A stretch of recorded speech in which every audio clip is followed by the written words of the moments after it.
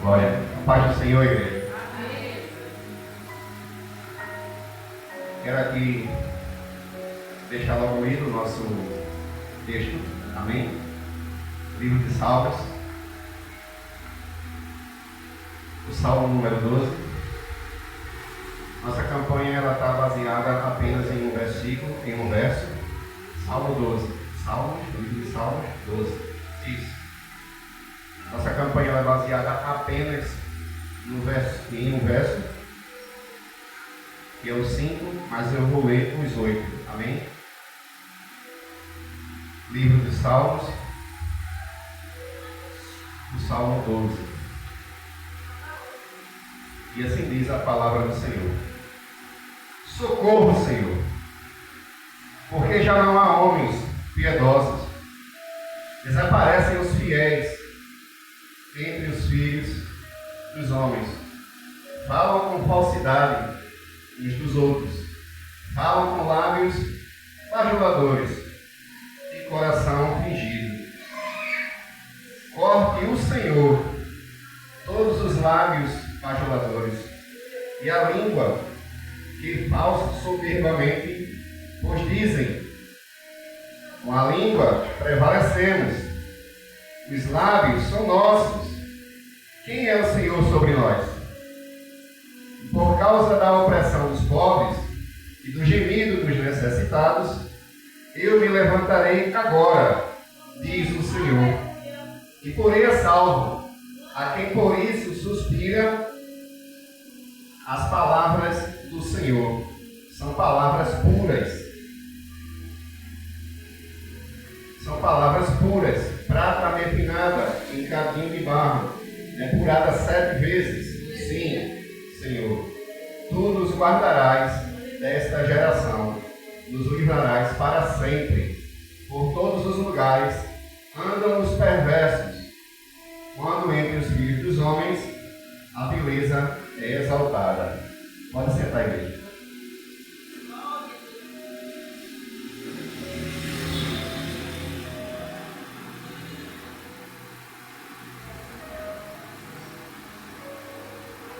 Amados de Cristo, estamos iniciando mais uma campanha.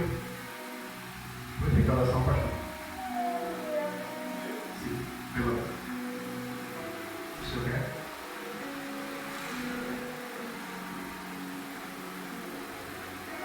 Amém? Pelo nosso diácono Jesus. Senhor Deus, meu Pai, damos graça mais uma vez pela vida do teu servo, diácono Paulo.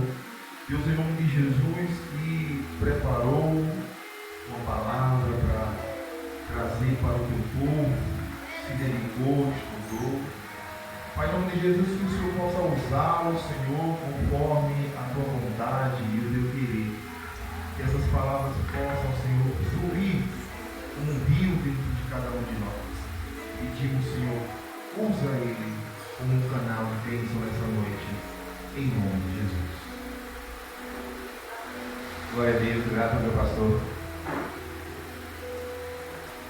Amados, durante a nossa campanha, aonde clamou no coração da nossa pastora, matriarca desse ministério, esse texto sagrado, esse texto que clama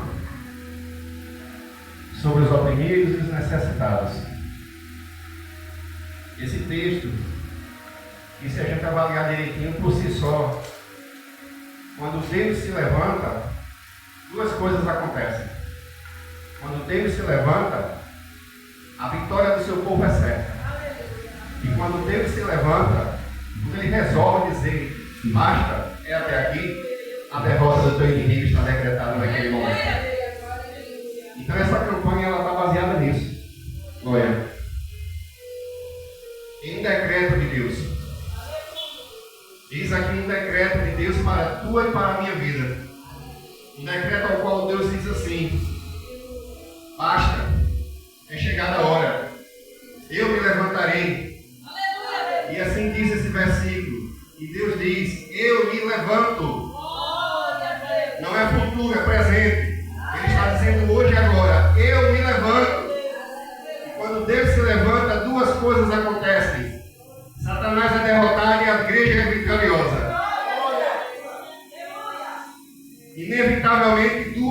coisas acontecem. Quando Deus resolve se levantar ou enviar seus anjos de fogo com espada levanhada para te proteger a ti e a mim, Ele está decretando: é hoje a tua vitória. Então saia nessa noite já com posse desta vitória. Deus está dizendo: eu me levanto por ti, meu filho. Eu me levanto por ti, minha filha. E nesta noite decretada está a derrota do teu inimigo e da tua inimiga. Agora existe um processo nesse texto. Por isso que eu fiz questão de ler os 8 versículos. Esse livro de Salmo, ele possui 150 salmos. Tem vários autores, não apenas um. É um livro bastante especial da Bíblia. Cerca desses 150, apenas 100 tem autoria definida, 50 não tem autoria. Alguns eruditos modernos colocam o nome dos profetas Ageu e Zacarias nesses 50 que não tem autor definido. E os outros 100, a metade deles, mais de 70, é de Davi. Os filhos de Corá também fizeram alguns. Asaf fez alguns. Salomão escreveu 2. Emã escreveu 88. Etan escreveu 89. Moisés, o servo Moisés, do Pentateuco, escreveu o Salmo 90. Esse é um livro de hinos, é um livro de cânticos. E esses cânticos são também misturados com orações, com súplicas. E aqui a gente está diante de um salmo que ele é um cântico, mas ele inicia com oração. Os primeiros 4 versículos é uma oração, é um lamento individual do rei Davi. É um lamento de Davi nos 4 primeiros versículos, é um lamento individual, onde ele expressa a Deus o cenário que ele está se encontrando no governo dele naquele momento. Então, naquele momento, a gente vê Davi isolado. A gente vê Davi arrodeado de autoridades com o seu governo, ao qual ele mesmo levantou, mas são autoridades que estão contra ele. E ele se isola nesse momento e clama a Deus por isso. Ele se vê sozinho. E ele reconhece nesse momento: não sou nada para resolver isso. Eu estou arrodeado de línguas que me ferem. Eu estou arrodeado de pessoas que são apenas lisonjeiras. O que é isso? Bajuladores. E bajuladores na igreja tem 2 efeitos.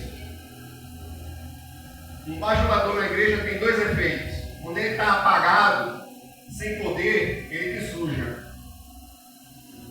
Os corredores da igreja, a língua ferina, as contendas, as fofocas, as murmurações.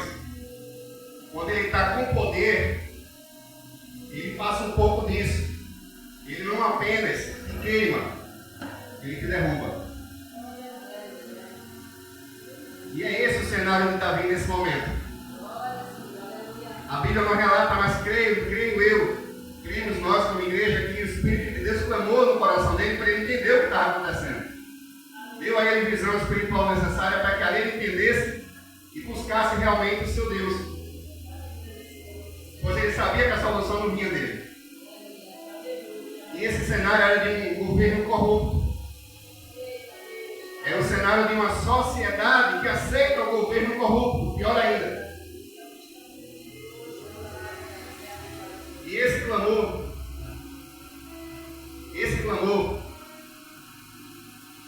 nos apresenta 3 coisas. Primeiramente, é uma oração de lamento, onde ele inicia dizendo: socorro, Senhor. É um lamento, porque já não há homens piedosos, desapareceram os fiéis. Ele sabe que a visão que ele teve foi divina. Ele sabe que a interpretação que ele teve do cenário não foram os olhos deles que mostraram, foi Deus que determinou e mostrou para ele. E aqui ele diz: Senhor, eu estou vendo, não há coração piedoso mais, não há um fiel sequer. E nesse lamento, ele nos apresenta o seguinte: uma carência. carência de piedade e carência de fidelidade. Ou seja, a fé na esperança perante Deus aqui não está existindo mais. O povo simplesmente abriu mão da fé, abriu mão de Deus, deu as costas e começou a contenda no reino, começou a fofoca dentro do palácio, começou as conspirações dentro do palácio. E é esse o cenário dele. E é essa a segunda coisa que se apresenta para nós. E a terceira coisa nesse lamento, inicialmente, que se apresenta, é que isso é uma praga. Essa falta de piedade, essa falta de homens fiéis, essa falta de justiça, essa falta de uma sociedade que lute pela justiça e aceite a corrupção, o que não é diferente de hoje. Ou seja, é uma praga que se estende por gerações, é uma praga que nunca acaba, é uma praga que não tem fim. E ele nos mostra isso, não há mais, não há, ou seja, não existe. E é algo que transpassa o tempo. Foi na época dele e está sendo assim hoje. E ele nos mostra isso. E o interessante é que a arma deles não é espada, não é lança, não é flecha. A espada deles, considero eu ser a pior de todas. A bajulação e a língua. Falam com lábios bajuladores e coração fingido.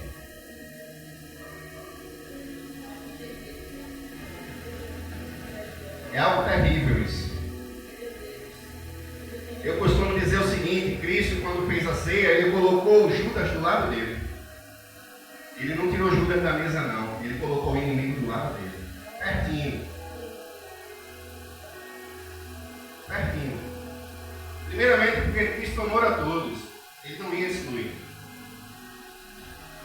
E aqui nos ensina que a gente deve estar próximo.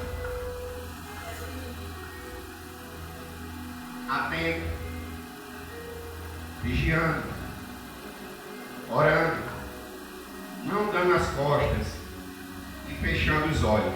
Aleluia. Ele nos mostra isso, ele não fechou os olhos, ele abriu mais ainda. Ele abriu mais ainda. A covardia estava no ar, o cheiro da conspiração pairava no palácio. Aleluia. E ele se isola para fazer essa oração. E na sequência ele clama. Percebamos que nesse texto que a gente leu, 8 versículos, a gente consegue dividir em 3 partes. Primeiramente a crise, que é a crise dele, que é o isolamento do justo diante da maré de corrupção. Ou seja, o que a gente vive hoje é porque a igreja se calou. O governo que a gente tem hoje é porque a igreja se calou. A justiça que a gente tem hoje é porque a igreja se calou. A igreja está pregando para cristão, não está pregando mais para ímpio. A igreja está pregando dentro do templo, não está mais indo na favela. O medo de ir no presídio. O medo de receber um não. O medo de uma cara feia, de um coração duro. Fosse assim, Ezequiel e Isaías ia passar o quê? E o chamado deles foi esse. Isaías, tu vai falar com o povo duro, semblante duro, coração fechado, mas tu vai.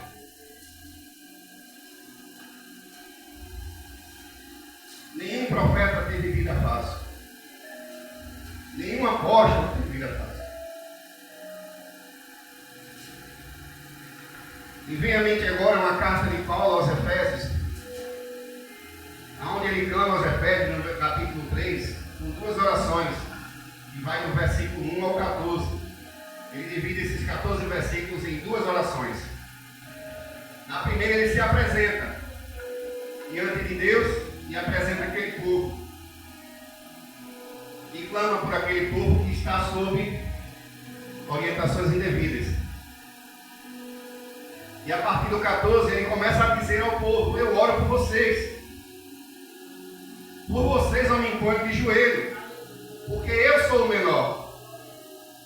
E quando ele diz eu sou o menor, ele diz: antes eu matava esse povo e agora eu estou aqui pedindo pela vida de vocês. Antes eu os perseguia, mas agora eu me humilho por vocês. E ele agora diz: não se ofendam com as minhas prisões, com as minhas calamidades. Fiquem tranquilos com isso. A glória de Deus está na minha vida diante disso. Isso é a misericórdia de Deus na minha vida pelo que eu fiz.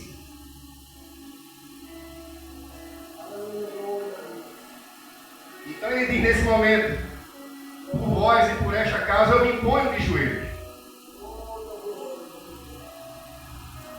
Percebe o cenário de Davi, o cenário de Paulo e o cenário que a gente tem hoje.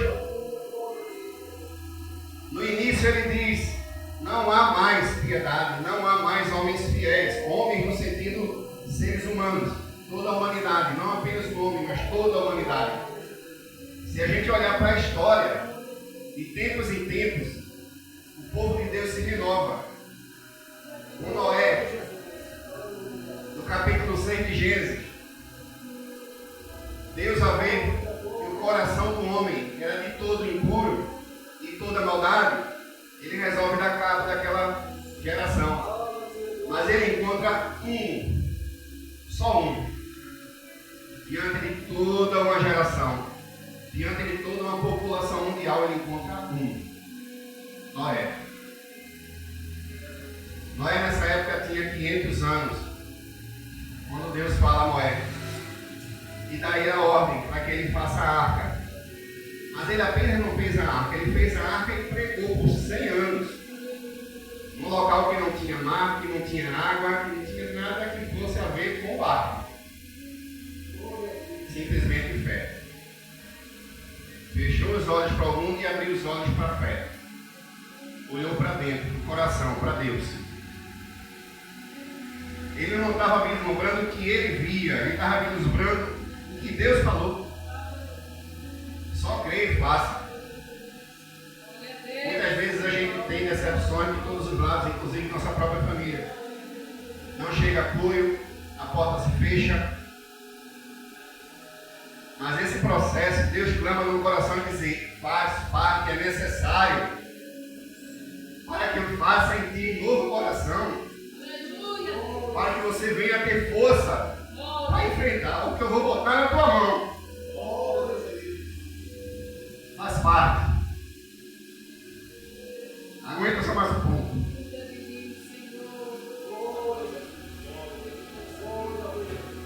Esse lamento individual é individual de cada um de nós. Cada um de nós aqui tem uma guerra, cada um de nós tem uma luta, cada um de nós tem um clamor, cada um de nós sabe o que passa.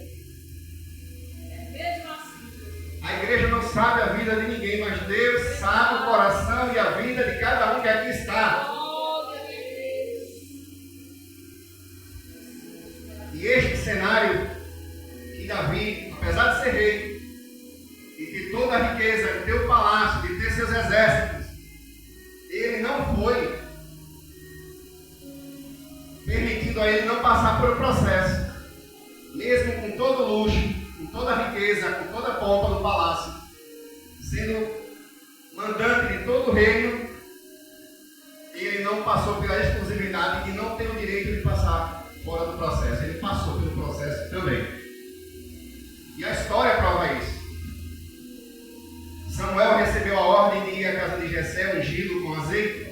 Ele tinha 15 anos, Davi.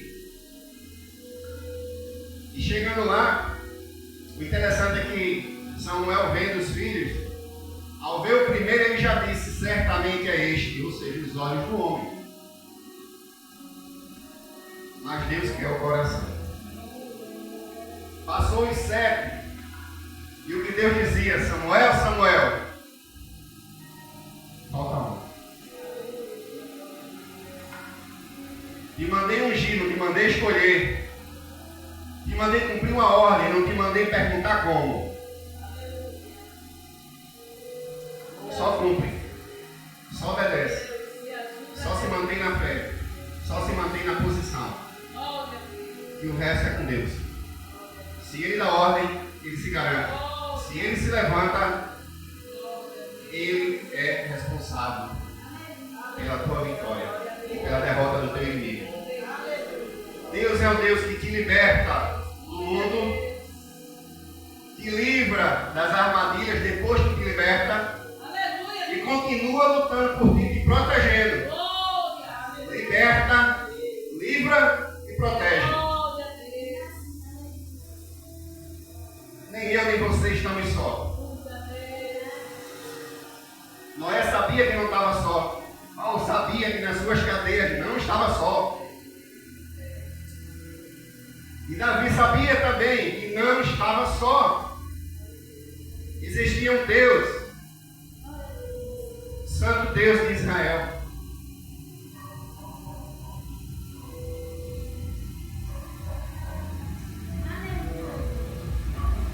No lamento dele ele clama: Senhor, corte o Senhor todos os lábios bajuladores.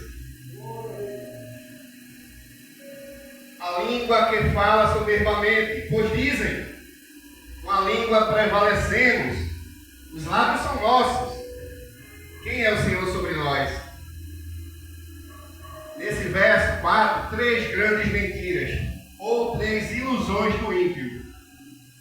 3 grandes ilusões. Primeiramente eles dizem, com a língua prevalecemos.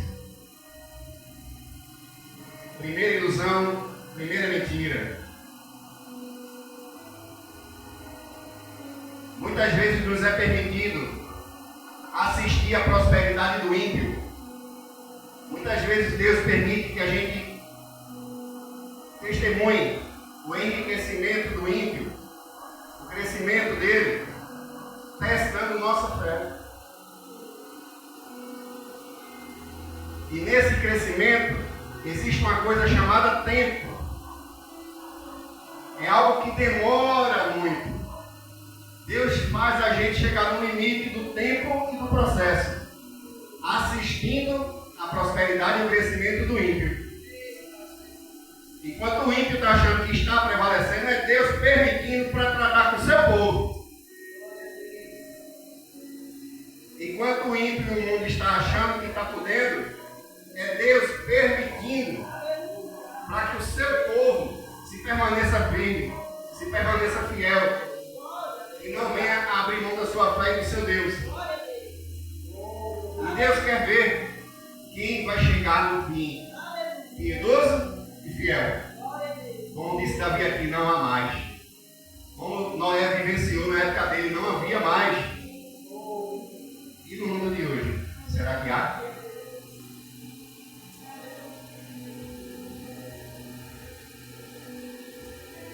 Essa pergunta é boa. A segunda grande mentira, ou ilusão dos ímpios.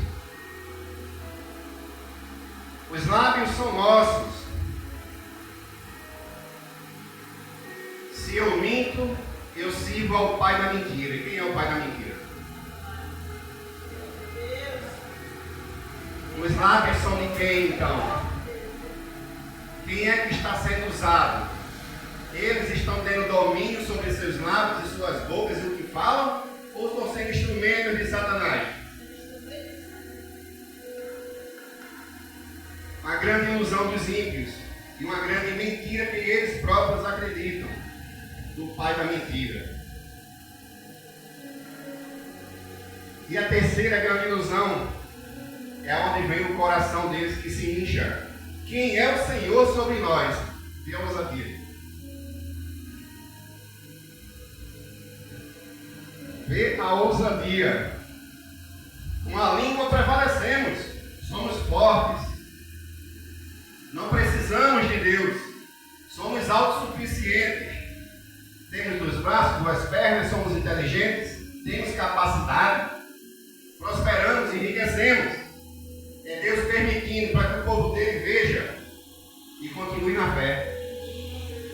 É Deus permitindo que o ímpio cresça e floresça e prospere, para educar e tratar com o seu povo, com a sua igreja, para ver se a sua igreja vai permanecer na fé, fiel, piedoso e no amor de Cristo. E nesse momento, se aproxima o posicionamento de Deus, que é a campanha. Nesse ápice, nesse extremo, nesse clímax do soberbo, simplesmente dizer: não preciso de Deus, eu prospero, eu cresço, eu, não tem Deus, eu. E tem muito crente assim hoje. Eu faço, eu posso, eu consigo, eu orei, eu jejuei, eu fui atrás, foi eu quem fez. Tem muito cristão assim hoje na igreja. Muito.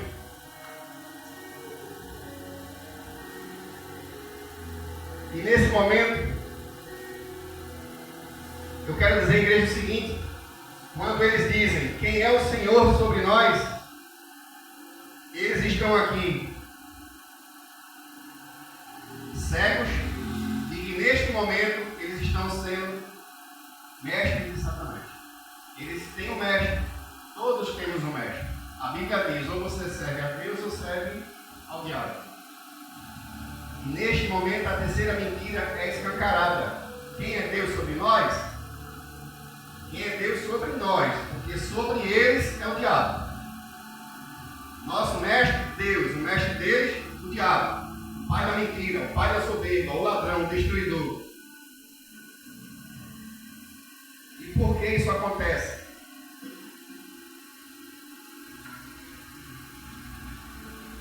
Aqueles de coração duro, diz a Bíblia, em uma das cartas de Paulo, por exemplo, a carta aos Romanos, ele também fala na carta aos Coríntios,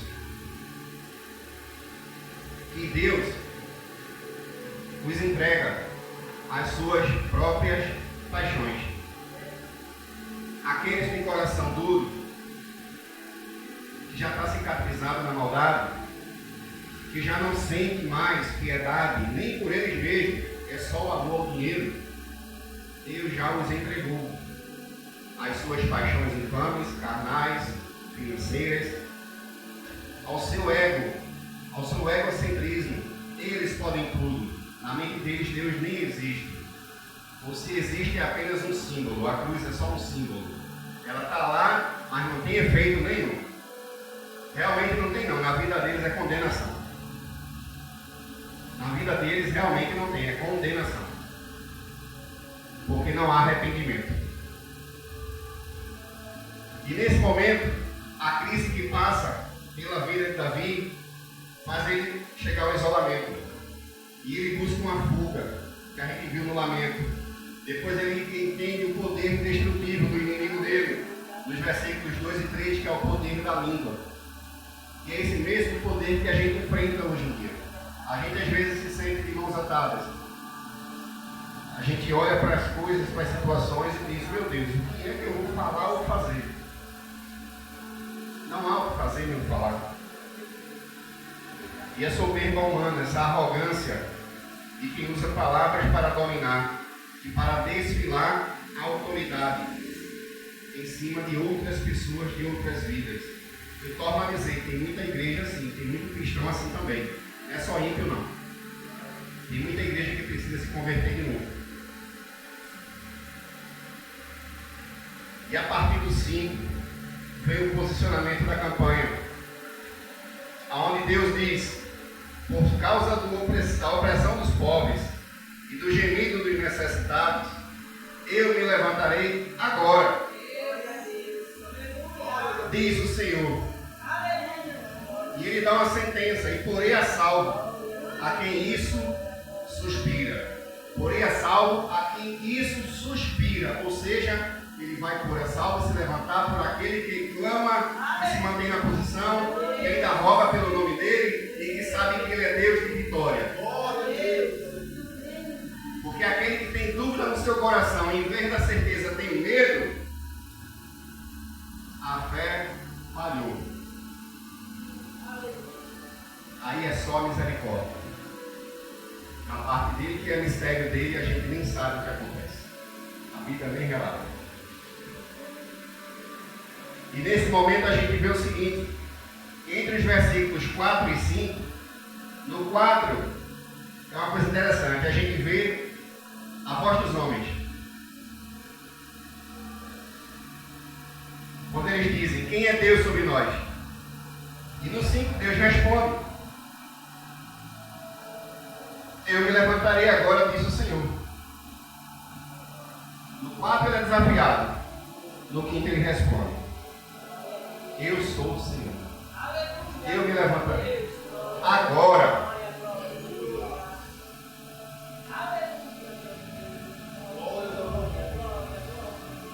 E aqui vem aquela história que eu falei.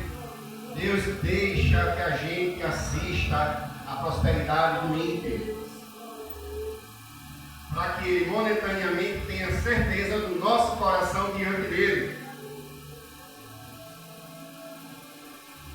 Certa feita, há 6 meses mais ou menos, eu estava desistindo do meu ministério. Por conta de línguas.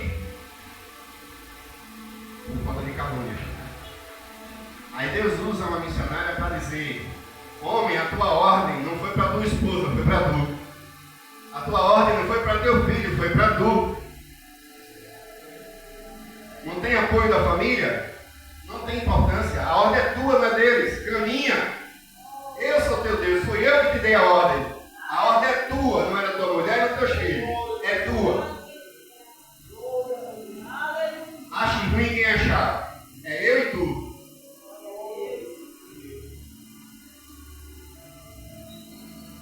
E Deus, achando pouco, continua usando um presbítero em outro culto, em outra igreja.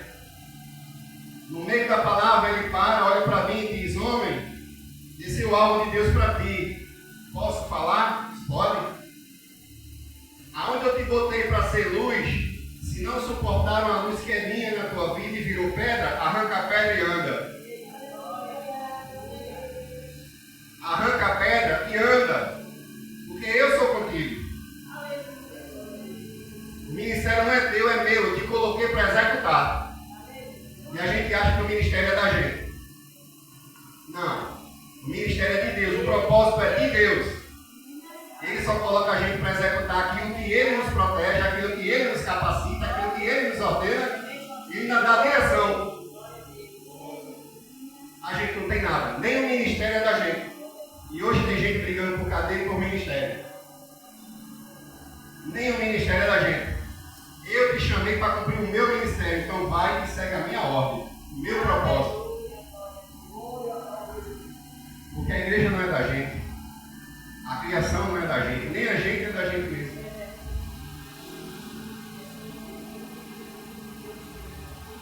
Então é necessário, meus irmãos, que a gente passe pela prova do tempo. A prova do tempo. A promessa está declarada. A vitória está decretada.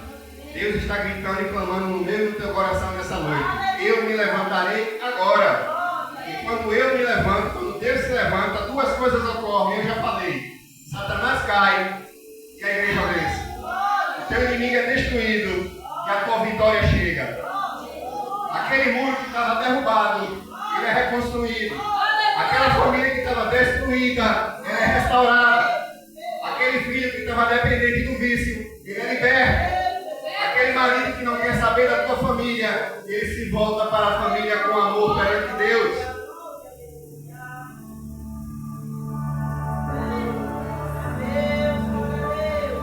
A prosperidade de Deus não é dinheiro, é espiritual, é relacional, é família. É o amor de Cristo em nós. Mas para que isso chegue, Ele nos faz a prova do tempo. E a prova do tempo, meus irmãos, machuca, dói, tritura.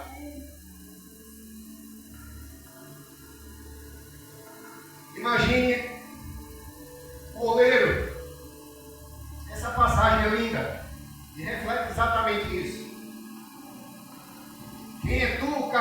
terra para falar do oleiro? Quem é tu, terra, para falar do oleiro? Recebe a prova com bom ânimo, porque Ele ainda tem misericórdia e amor pela minha e pela tua vida. Recebe a poda que Ele está tratando a mim e a você. Sabe aqueles carrapichos? Eu costumo dizer que o espinho ele entra, fura e a gente puxa, é liso. O carrapicho ele não puxa liso não, ele vem arrancando o couro todo. É pequenininho, cheio de pelo, quando você puxa arranca tudo. E a prova do tempo é isso. Davi é prova disso. Davi foi ungido rei com 15 anos. A partir dessa data ele passou a ser perseguido por Saul. Por 15 anos, Saul tentou matá-lo. Após 15 anos, com a morte de Saul, ele assentou ao trono de Judá. 15 anos, somente com 30 anos, após ter sido ungido. Ele foi ungido, foi chamado, foi vocacionado, foi escolhido. E por Deus, não foi pelo homem. Profeta de Deus, Samuel, diretamente por ele. E mesmo assim, ele não foi exclusivo do processo, ele passou. Foi perseguido de morte por 15 anos pelo rei Saul. Ele teve chance de matar. Seus guardas levaram Saul até a caverna onde ele estava. E diz a Bíblia que ao cortar o manto de Saul, Deus fala no ouvido dele: ele é meu ungido. Ou seja, tu não tem direito, só eu. E ele libertou o inimigo. Processo. É o caminho para o sucesso de Deus na nossa vida. Suporta a prova, suporta o tempo. Porque Deus ele continua derramando graça na minha e na tua vida. Ele continua sendo misericordioso e preparando que a gente esteja forte para receber o que Ele tem para dar. E 7 anos após, com 37, Davi foi novamente ungido, agora rei de toda Israel. Primeiro ele foi ungido na casa dele diante dos irmãos, desprezado, menor, ficava no pasto das ovelhas, diante dos grandes, na mesa dos grandes. E ele passou 15 anos fugido, para não morrer. Aos 30 foi ungido rei de Judá.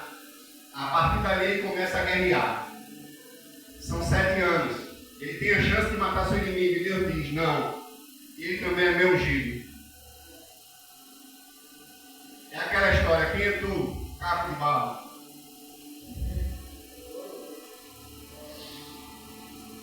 E após 7 anos, ele é mais uma vez ungido, agora rei de toda Israel. Ou seja, Deus o chama com 30 e ele assume o trono por sua totalidade. E Deus o chama com 15 e ele assume o trono com 37. E a gente quer as coisas para ontem. Ele podia ter desistido. Ele podia ter dito: quero mais dança. Ele podia ter dito: chega, não suporto mais. Ele podia não ter escutado a voz de Deus e ter matado Saul. Ele podia ter feito muita coisa. Mas percebamos que a situação dele, além de desesperadora, apesar de desesperadora, não deixou ele desequilibrado. Não deixou ele sem noção de quem é Deus. Ele sabia o Deus que ele servia. Ele sabia o Deus que chamou ele. E aqui ele entrega a Deus: socorro, Senhor, não há mais homens piedosos, desapareceram os fiéis. Eu estou sozinho, eu estou isolado, estou arrodeado de línguas falsas, a conspiração está ao meu redor, eu não sei mais o que fazer. E ele grita: corte o Senhor todos esses lábios bajuladores. O bajulador é terrível. Prefira um inimigo declarado. O bajulador é terrível. Quando ele não tem poder, ele usa a língua para te apagar, para te queimar. E quando ele é um bajulador que ganha poder, que ganha autoridade, que ganha posição, que ganha cadeira, ele agora te destrói. E era teu amigo, dava tapa nas tuas costas, apertava tua mão e sorria contigo. Se duvidar, até o cafezinho da igreja e a água, ele servia a bandeja para tu.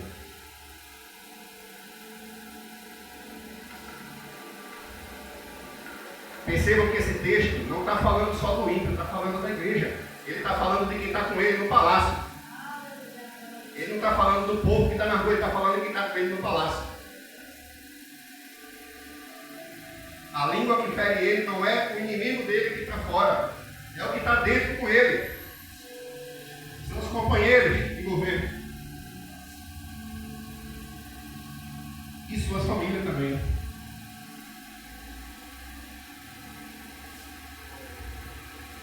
E dando sequência,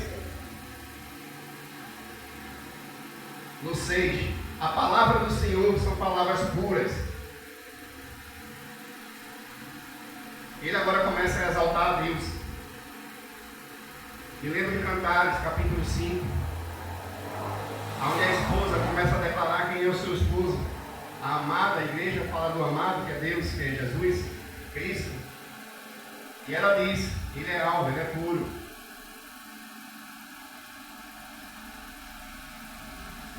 Ele é santo.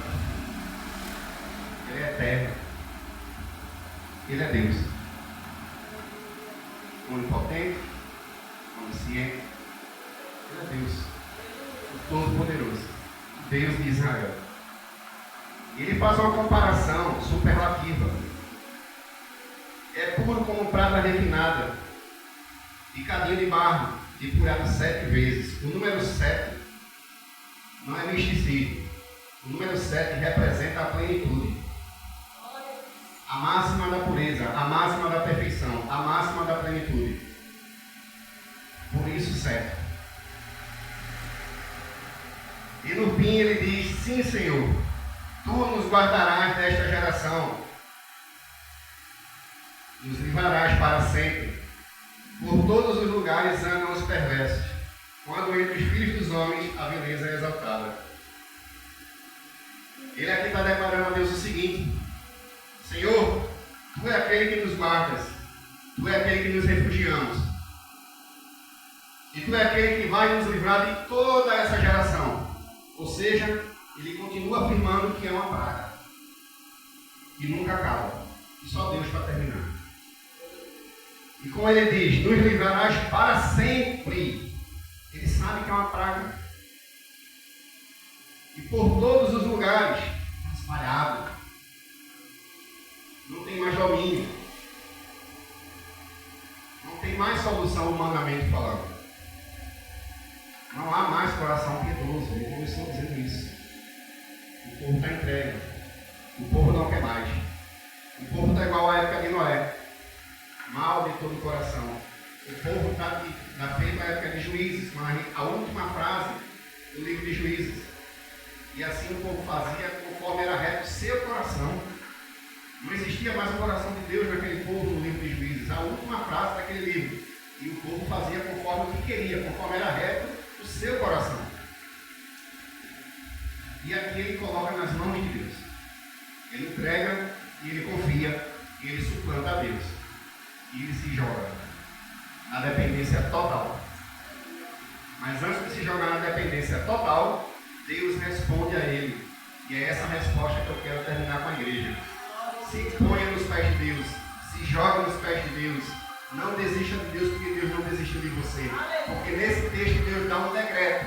Eu me levantarei agora por mim, por minha igreja, por meu servo, por minha serva. E quando eu me levanto, tua vitória serve. Amém? Glória a Deus. Deus abençoe a igreja. Louva a Deus por mais essa oportunidade de ter sido aqui instrumento para falar da igreja. Confesso que eu também recebi bastante. Em vários momentos aqui eu segurei para não chorar.